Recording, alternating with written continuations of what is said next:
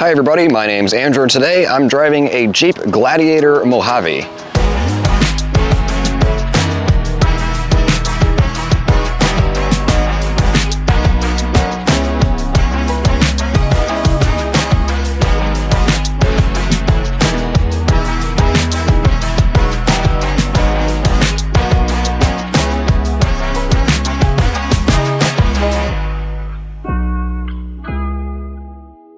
In the last few years, it seemed like Jeep has been listening to what its loyal fan base wants over the past decade.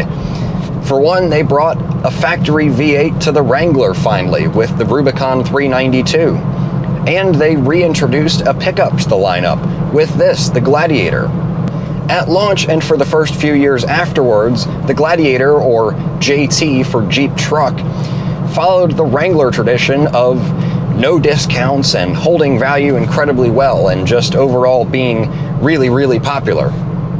And at first it looked like this was going to be a huge success for Jeep, but it kind of was. And then over the last few years, mainly 2023 and 2024 now, Gladiator sales have fallen off a cliff pretty much. At first, you didn't need any incentives to help move these things. But at one point last year, you could easily find Gladiators sitting on dealer lots across the country with up to $20,000 on the hood, meaning that you could buy one of these brand new for $20,000 off MSRP, which is almost unheard of. So how did we end up here? Ultimately, I suspect the Gladiator's customer base is mainly limited to people who are already Jeep fans or loyal Jeep customers.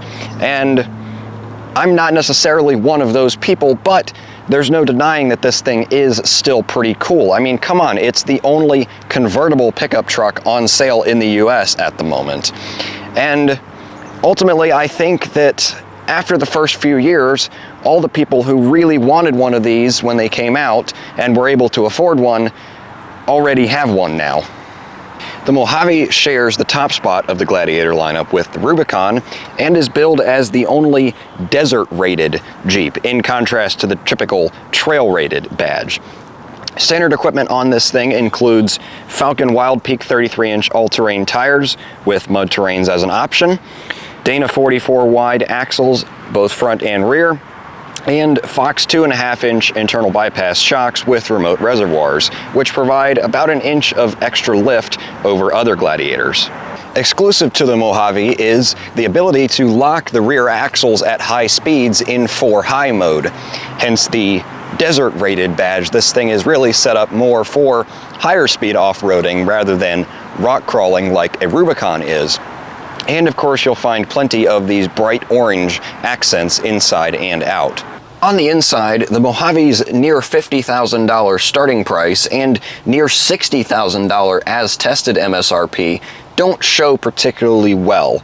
It seems Jeep has adopted the Porsche strategy of making absolutely everything an option, even when the car is already insanely expensive.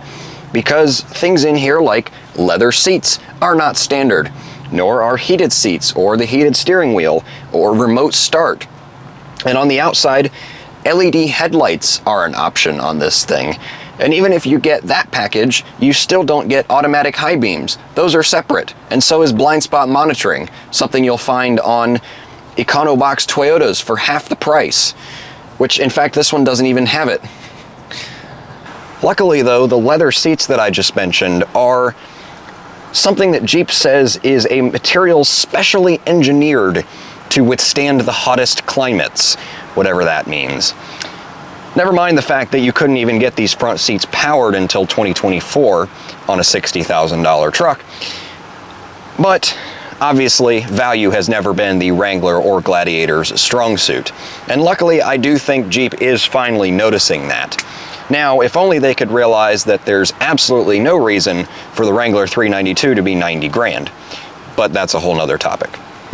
To the Mojave's credit, it is one of the better riding Gladiators, thanks to being set up for higher speed off-roading, and as a result, being slightly softer.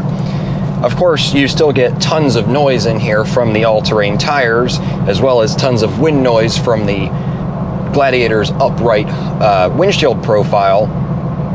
But honestly, it is probably about as good as it's gonna get. And also, to be fair, it is miles ahead of the 20-year-old TJ Wrangler that I reviewed earlier this year. But some typical Jeep traits do still remain, like I said. Another one of those being the steering.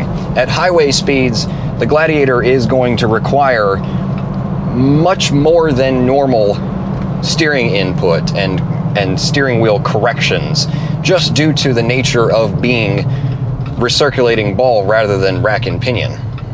The front seats in the Gladiator are also not particularly comfortable. They're quite flat and they have no tilt adjustment, so I feel like I'm gonna fall forwards at any given time. This is not a vehicle that I would want to spend any kind of road trip miles in, or even really use as a daily driver, honestly.